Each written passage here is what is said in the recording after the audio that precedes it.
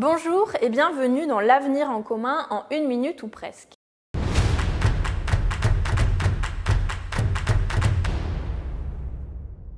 On prélève chaque année plus de ressources naturelles que ce que la nature est en mesure de reconstituer.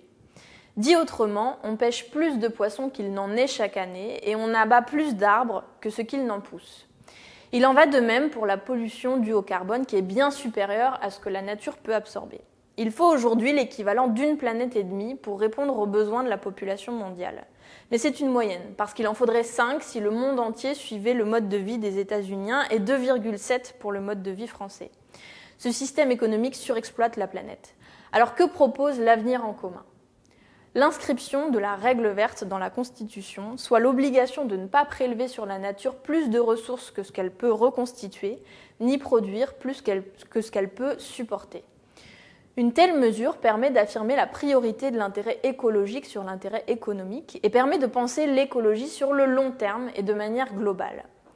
La règle verte impliquerait concrètement une obligation de fournir un bilan écologique global comprenant les conséquences en matière d'empreinte écologique pour tout projet d'aménagement, une interdiction de bétonner les zones humides, agricoles ou présentant une biodiversité remarquable, une obligation de réduire la production de déchets et les émissions de gaz à effet de serre, l'objectif d'atteindre 100% d'énergie renouvelable, le passage à une agriculture écologique et paysanne sans OGM et sans pesticides synthétiques, la création d'un indicateur de progrès humain parce que le PIB ne comptabilise pas le coût des dégâts écologiques.